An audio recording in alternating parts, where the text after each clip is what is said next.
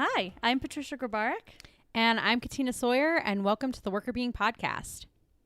Today, I'm so excited because we are being joined by Emilie Aries. She's a speaker and the founder and CEO of Bossed Up. She's also an author. She just wrote this great book that I got to see her on her book tour and read it, and I really, really enjoyed it. It's called Bossed Up, A Grown Woman's Guide to Getting Your Shit Together.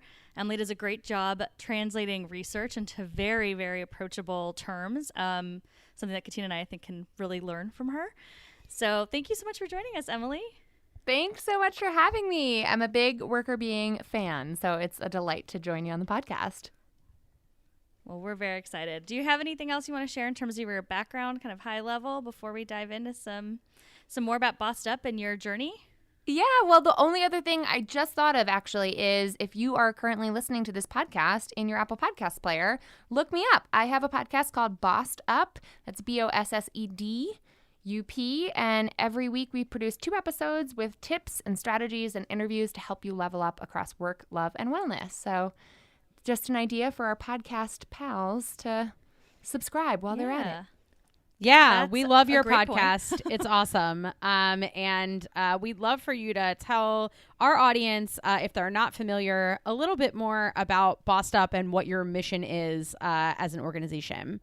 Totally. So at Bossed Up, I really set out back in 2013 when I started the organization to create a training company and also an online community for women navigating career transition. Now, our mission is not just to help women earn more and grow their power, although I'm a fan of both of those things too.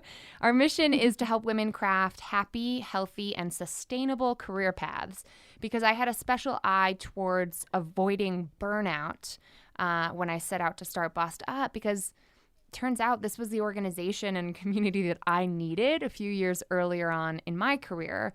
I hit the ground running back in 2009, graduating with a fancy political science degree and having studied cognitive science as well. Always fascinated by how we make individual choices in our own minds and how those choices add up to our collective choices as the body politic, and vice versa, right? How those collective choices constrain our own. And I rose really fast as a political organizer and digital strategist, helping win campaigns. I was the youngest state director for newly elected President Barack Obama. And by all intents and purposes, everything looked great on paper until I completely burnt out before the age of 25. So when I started Bossed Up a few years later, it was really for women like me who wanted not only to be ambitious and strategic, but figure out how to sustain that ambition over the long term. Which is really what drew me to you. Everything you've described, I listened to you when you were back on Stuff Mom Never Told.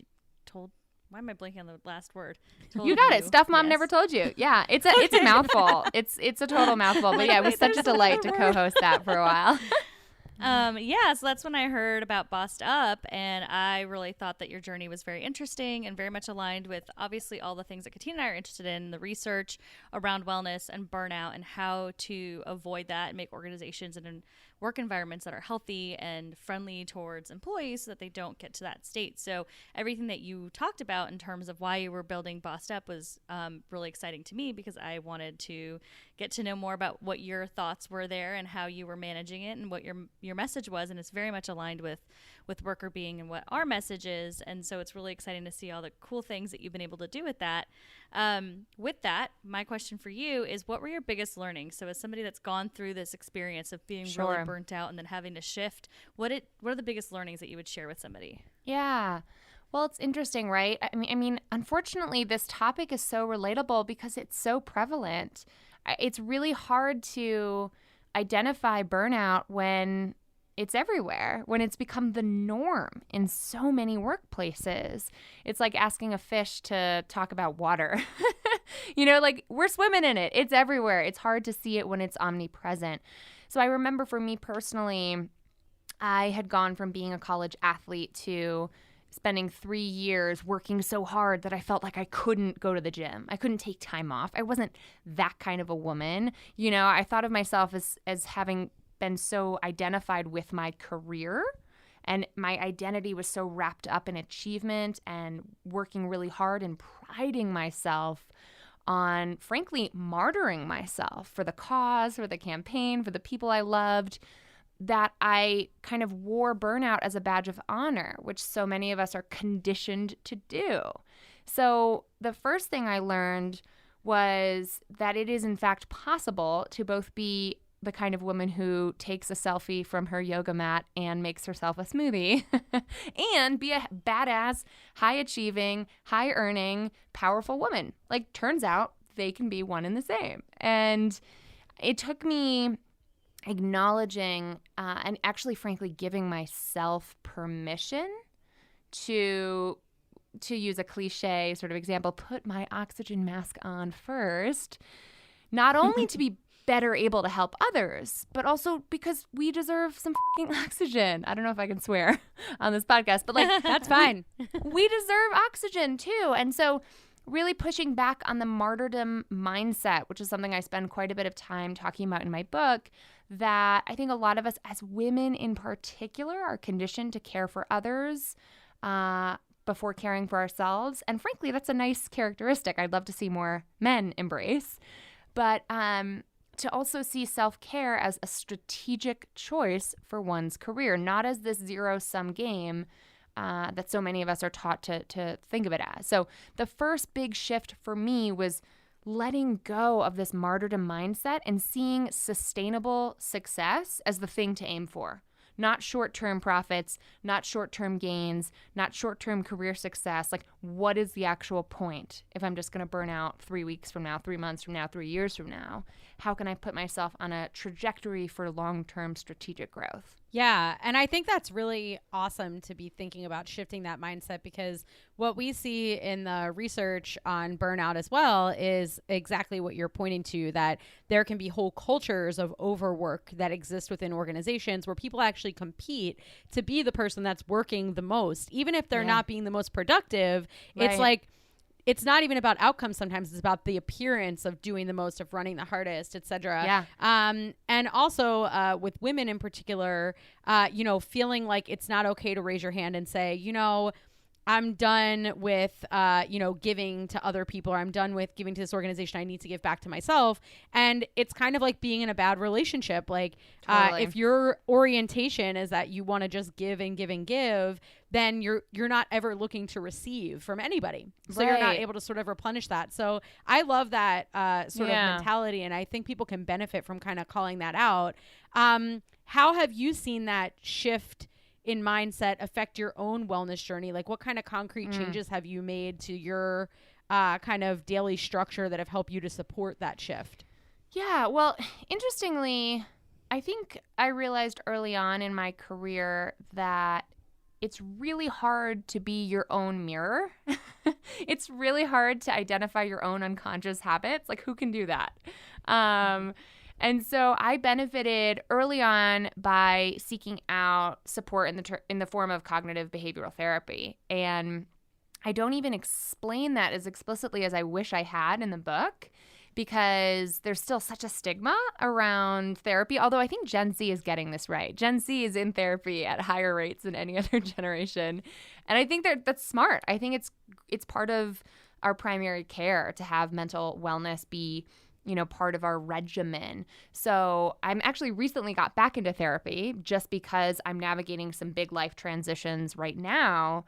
And if you are listening to this and identify yourself as someone who's going through some transitions, who could benefit from someone else who is a licensed practitioner who can hold up that mirror to you and help you see your unconscious habits and how they might be manifesting and how those habits may or may not be setting you up for success, I highly recommend seeking it out. And let me just acknowledge, it is hard to find a therapist in our insurance sort of system, that, especially if you want to use your insurance that you're paying for, which I certainly do. I am a highly educated, very privileged woman, and it took me like 4 months to get into a therapist's office. So it is hard to do, but it is so worth it. And once I was able to identify the unconscious martyrdom mindset that I frankly had inherited from my wonderful, loving martyr of a mother who is a professional caretaker in that she's a labor and delivery nurse, and a personal caretaker in that she had 4 children. I'm number 2 of 4. over the course of like 12 years. Wow. 5 if you count my dad, because the way she cares for him is almost in that in that same vein.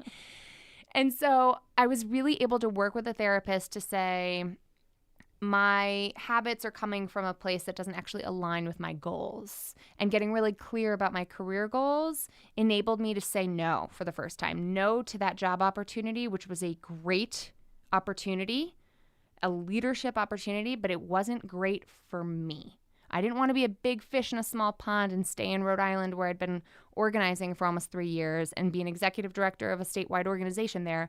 I chose to go to Washington, D.C., to be a small fish in a bigger pond. And it was important for me to have space to say, there is no right answer for your career. There's only what is right for you with the information you have in the time that you have it. That enabled me to put up boundaries when it came to leaving a really toxic relationship that I found myself in, which I don't think we talk about often enough, and how much our relationships and our personal lives impact our career choices. But I'd gone from that achiever mindset, that perfecting, performing, pleasing mindset that is beaten into us in higher ed and really in our entire academic lives, to thinking, I don't want to get an A in this relationship. This relationship is not giving me an A. So why am I trying to not fail in a relationship I don't, frankly, feel served by anymore? And my partner at the time had a lot of stuff he had to work out on his own that I wasn't there to save him. And it really helped me put up boundaries and be an advocate, not just for the president, not just for the policies I cared about, but an advocate for myself and for the vision I had for my life. And to let go of pleasing everyone all the time is a really hard thing to do, especially for the highest achievers amongst us. But it is a critical early step to set the boundaries we need to prioritize our vision for our lives and align our lives with our core values. I don't know if that answered your question, but I'm going back to the beginning of like how hard it was to really transform initially. Yeah, no, I love that. And I do love you bringing up therapy, because it is really hard. And, finding that support wherever you can is critical. And going to therapy if you need it is, even more critical. Like, we don't talk about it enough. I totally agree with you there. And it is really hard to find a therapist. I've had a lot of friends come to me asking questions, and, Katina and I have psychology backgrounds, not clinical psychology, but they're always asking about like credentialing and do I know if this school was good and things like that. So, for anybody listening that's really desperate to find somebody and has no idea what to look for, I mean, feel free to reach out. We can try to help you, point you in the right direction, because that is really important to try to find the right person and the right fit for your therapist. And it's totally worth it. You know what I mean? Like, it's important to remember that the effort and energy it takes to set yourself up for sustainability, there's an upfront cost, no doubt about it. But that upfront cost of time, energy, effort is so worth it. We have to keep advocating on our own behalf. We have to keep fighting, even though no one else is going to hold us accountable. No one else is going to check on you to make sure you're doing what you need to do to be sustainable. So it's an important thing to note that it's not going to be easy, even though it might be simple. I need support. That doesn't mean it's going to be easy to achieve. And for those of you who might not want to seek out those kinds of mirrors in the form of a therapist office, that's also totally fine. I have a theory in my book called mirror theory, which essentially boils down to surround yourself with people who reflect back to you a better version of yourself than what you see on your own. Even if that person isn't necessarily an actual therapist, like if you're surrounded by people who reflect back to you your anxieties, your fears, your deepest worries, your biggest insecurities, stop standing in front of those mirrors. Don't give them your time of day, right? Go seek out some better mirrors and ditch the funhouse mirrors that make you feel warped and not, and don't reinforce the vision you have for who you want to be. Yeah, in terms of the mirrors, like I totally agree. We talk a lot on the podcast about support systems and different episodes around the research and finding, coworkers that support you, or people outside of work if you don't have those coworkers. But it's critical to have people that can accurately reflect back on yourself. So not just the positives, but kind of everything in an accurate way. Because I totally agree that if you're surrounding yourself with other people that are doubting you or doubting your ability, for example, with Worker Being, we set out and we decided to start this just like you did with Bossed Up. And I'm sure you had people that would tell you, maybe this isn't the best idea. Are you sure it's going to work? And Yeah. kind of critical of it. And then you have the other friends that are like, okay, that's an interesting idea. Have you thought about this? Have you thought about that? And Right. get really excited, or your cheerleaders when things are going well. So I think those are the type of people that you want to find to support you, to cheer you on, but also kind of give you that realistic perspective without discouraging you just because they think it's unrealistic, or probably because they feel they couldn't do it themselves. Yeah, totally. There's this great book called Finding the Feedback You Need from Sheila Heen over at Harvard. I actually had her on an early episode of my podcast, and it totally flipped the script for me when it came to feedback. Oftentimes we show people what we're doing, or we tell people about our plans, and then we just wait for the praise or the criticism to roll in. And she takes a much more active and nuanced approach to thinking through, what is the feedback I need and how can I be proactive about seeking it out? And basically telling my friends, hey, I'm really excited about this. Here's my plan. Tell me if you think people would actually pay for this or not. Or tell me what you think would be critically important to make this a worthwhile endeavor for people tuning in virtually. Get really specific about asking for the feedback you need, and consider your audience and who you're going to for that feedback too. So her episode and her book were really interesting, not only professionally, but personally, in thinking through how to get and receive feedback that can help you grow. Yeah. And I would imagine that's helpful, not just in the work domain, but also in the life domain. Like, there are a lot of different decisions that people have to make as their career unfolds, not just around what kind of career moves they want to make, but also how does that affect family? How does that affect their plans for, partnering or having children or not having children or whatever. And sometimes, having all different kinds of perspectives, I would imagine, to bounce these kinds of ideas off of, not just like, hey, what about a career move, but also like, hey, I'm considering that I might not want to have children. Like, right. What do you think about that, knowing me and knowing, the kinds of person that I am or the kind of relationship that I have? Like, do you think that there are other things I should think about? Priority, whatever, just getting feedback from people. It seems like sometimes we forget or neglect that other side of things more easily than the work aspect of things when you're career focused. Totally. And it's like, it's such a false dichotomy to think that they're not all interconnected, And I think people are very hesitant to weigh in with thoughts. Some people are too hesitant, and some people are way not hesitant enough about weighing in with their opinions on your life choices. But it feels to me like there's already a public narrative. There's already a script that many of us are aware of, like, oh, if you're not married by 30, what's going on with you? Or, oh, if you don't have kids by a certain time, what's wrong with you? And I think this wave of feminism in particular is about making those personal choices on your own timeline. And obviously biology is not something we can always negotiate with, but being critically aware of our choices as it relates to the right way, the scripted way, is cause for a lot of stress for folks. And I think now, especially in thanks, frankly, to the advocacy in other civil rights movements, right? When it comes to marriage equality in the LGBTQA community, I think there's a lack of rigidity that some of us are coming into when it comes to scripting our own lives that is really refreshing. I almost dropped my second F-bomb of the interview there, but I've decided to withhold. But it is refreshing, right? To say it's not about making the right choice or acing motherhood or acing marriage or acing relationships. It's about what is serving me, what is sustainable for me, what is going to lead to the maximum, not just achievement, but overall well-being for me. And I think that's the movement we're all a part of. And it's a really exciting time that corporate America is actually paying attention to and seems to care about that movement for the first time in a really long time. Right. I mean, everything that you're saying, that whole theme of in your work, right? You don't need to necessarily follow the career path that you think makes the most sense based on what other people have done. Same with your life. It's figuring out what makes the most sense for you, and whether that's through therapy or through conversations with your friends or searching for the right answer. It doesn't have to be a linear progression Right. within an organization or a specific job. Maybe you bounce around to different types of jobs. Maybe you go to consulting and then go internal for something. Then you start your own business and you go back to a company. Like, you could just kind of do whatever you want, and that's okay. And I think Yeah. people are becoming more and more comfortable with that, as the new generations are kind of coming in. And I've been very lucky to see a lot of support from older generations that maybe didn't do that.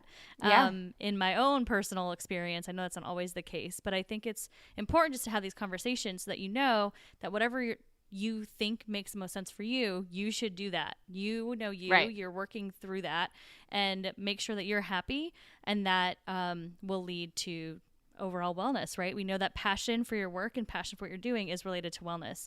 And that's obviously everything that you're working on with helping people transition and go through these career moves, helps them find their passion and be able to relate that back to their wellness. Totally. It's interesting, right? Because acknowledging that only you are responsible for forging that path is daunting for a lot of folks. Because I know plenty of people who don't feel passionate about their careers, but feel really passionate about their lives outside of work. And I think that's perfectly sustainable for keeping burnout at bay. But feeling no passion, feeling no purpose, that is a fast track to burnout. If you don't feel or derive a sense of purpose, not even necessarily from whatever yields your paycheck, but from your existence on this planet, that may be part of what's leading to these global epidemics in rising rates of loneliness and isolation, social isolation, the shifting nature of how we exist in community, in physical communities and online communities. It's a very interesting time psychologically to think about, how am I deriving a sense of passion or purpose from my life or my work? But it's also a daunting time to be in the driver's seat of your own life, right? Like, only you are responsible for making that happen. And that's a lot of work. That's a lot of energy. That's an advocacy task, right? It's about clarifying your vision, which is easier said than done, and certainly takes time and energy and effort. And then being your best advocate in a world that doesn't always like women or people of color who advocate on their own behalf. So there's this this quagmire of unconscious bias that we're also up against when we go in to advocate for ourselves. That makes it doubly tricky if you are the kind of person like me who gets a little perfectionistic about pleasing everybody. So it's about really making sure that it's okay to acknowledge that sometimes to please yourself over the long haul, you have to risk not pleasing everyone all the time. And that boils down to being assertive, which is frankly, in my opinion, number one most important skill for women, especially, to master if we want to be leaders of our lives and in our communities and in our workplaces. Yeah. I'm wondering, all of what you're saying is super, inspirational in terms of thinking about crafting your own path and, coming up with what it is that you find compelling about why you're here and turning that into a pattern in Sure. terms of how you create a life for yourself and what the product of that life is in that direction. Yeah. If our listeners are feeling similarly inspired to how Patricia and I are right now, what are some of the ways that you have seen really work as first steps for women that you have helped sort of get on this path? Like, what are a few things that you would suggest our listeners do to start moving towards this? I know that you mentioned therapy as one really good way to get connected with yourself. Are there other things that you think people might do to help them get started? Yeah, I mean, I don't want to be too self-promotional here, but there is a tool that I developed in conjunction with a social scientist on my advisory board that is still my go-to tool for maintaining my own semblance of work-life balance and sort of creating a safe space for individual reflection. Because a lot of extroverts find themselves satisfied through talk therapy or talking it out with friends, and a lot of introverts or folks who might process things through self-reflection in the form of journaling are better aided by their own sort of reflection time. Either way, it's going to take time, energy, effort. We have to be willing to pour into ourselves, to invest in ourselves in that way. But the tool I developed was really interesting because it takes a whole bunch of behavioral cognitive psychology and condenses it down to one worksheet, essentially, that I turned into a year-long planner. I'm just going to bring this over here since you can see me. But I know for our listeners who can't see this, I still use my life tracker planner, which is what it's called, the Bossed Up Life Tracker Planner, every single day. And what's beautiful about it is it forces you to set and reflect on your audacious goals at the beginning and, frankly, throughout the year on a quarterly basis. It comes with an accountability community in that we hop on a live virtual training together every quarter to sort of check in with each other and how are we doing when it comes to pursuing our goals personally and professionally.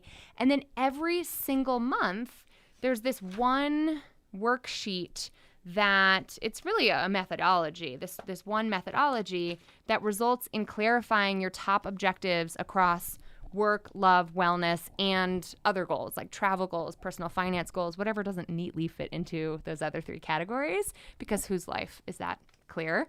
But it involves a bunch of tools from psychology around how women, we designed this really with women in mind because women tend to experience higher rates of role overload, feeling pulled in multiple directions at once, or guilt for not having achieved everything we set out to achieve. And so the specific ways that we plot these goals out and then look at the calendar ahead of the month and the week ahead, it just leaves me feeling so much more proactive about my life and goals and not constantly reacting to circumstance, to overwhelm, to microaggressions or people sort of taking my time from me.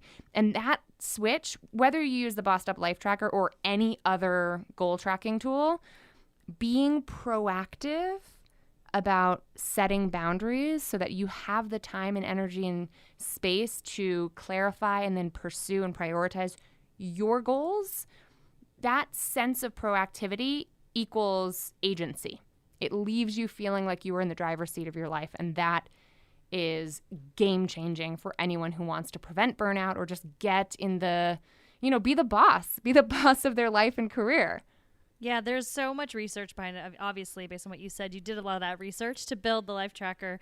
There's so much research behind what you're saying that, setting those goals, doing that well, being able to achieve them, make yourself understand how you can achieve them so that you see those steps and are able to take those steps, being proactive really helps people obviously drive their career, drive their goals in terms of their life and their other personal goals, but also with wellness. It all comes down, we obviously hear a lot about wellness, and when it comes down to it, if you're able to do that and really be proactive about things, your wellness does benefit from all of it. So you're going to prevent burnout and you're going to feel a lot better. You're going to feel happier in your life and in your work.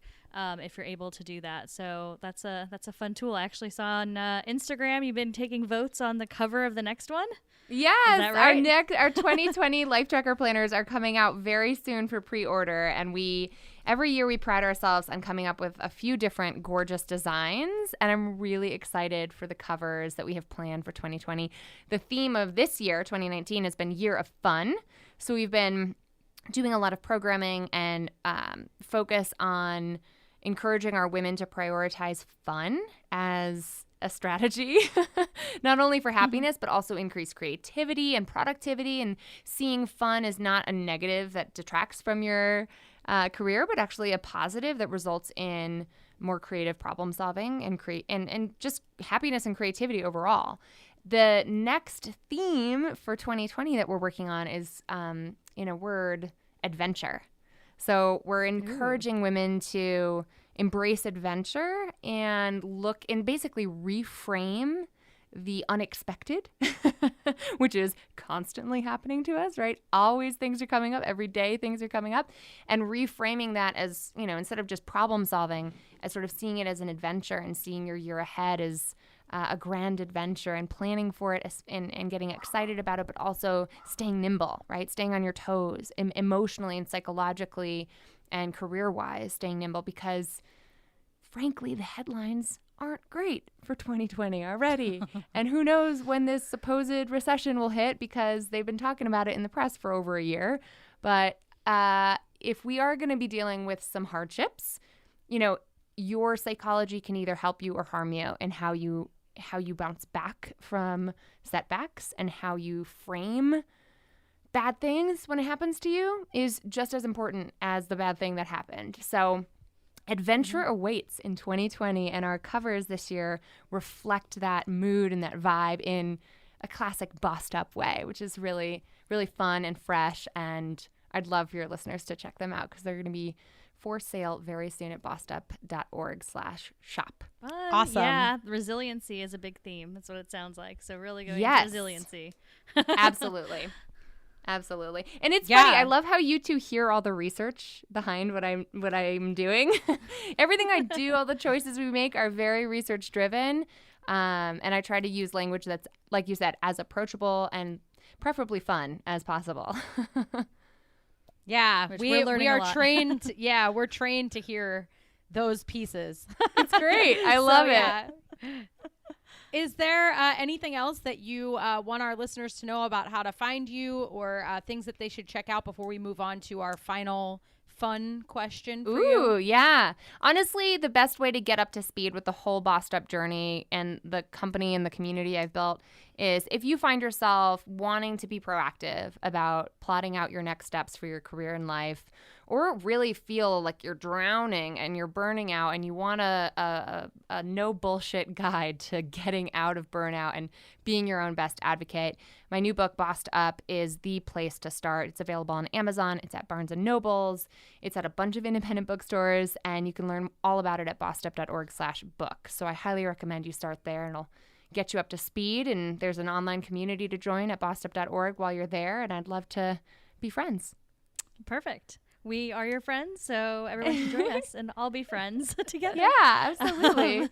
Yeah, the Facebook group is great. I mean, there's a lot of really awesome stuff out there. So we'll link to everything for all of our listeners so they can find you and Bossed Up and get involved. Awesome. Yeah. So the final fun question is, what was your dream job as a kid, or really what did you want to be when you grew up? It's very interesting. So up until chemistry in my junior year of high school, I was certain that I wanted to be a doctor. Turns out my brain and chemistry, they did not get along. And not that I couldn't have figured it out, I'm sure, but it turns out the social sciences were way more up my alley.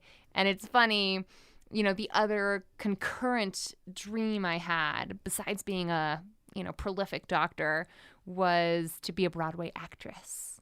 And in some ways, I feel like it makes sense that I'm now a public speaker and I, take all this research as it relates to how to better your life and help people and essentially provide the infotainment at conferences and companies to inform but also inspire and hopefully entertain folks for workshops and keynotes that I deliver across the country. So I feel like 7-year-old Emily would be proud of where I'm at these days, and that makes me happy.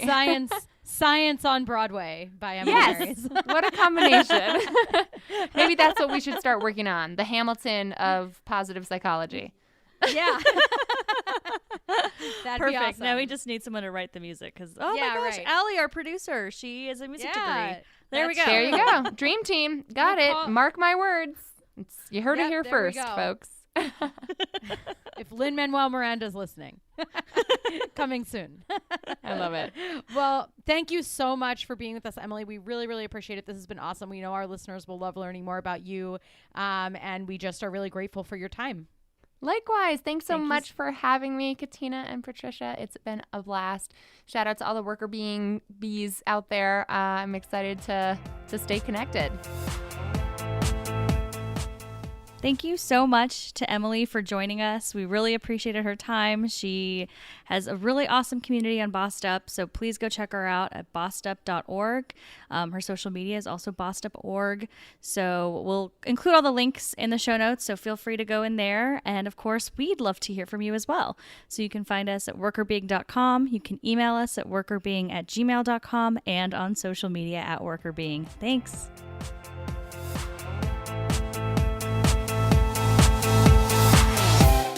The Worker Being podcast is hosted by us, Patricia Grabarek and Katina Sawyer, and produced by Allie Johnson.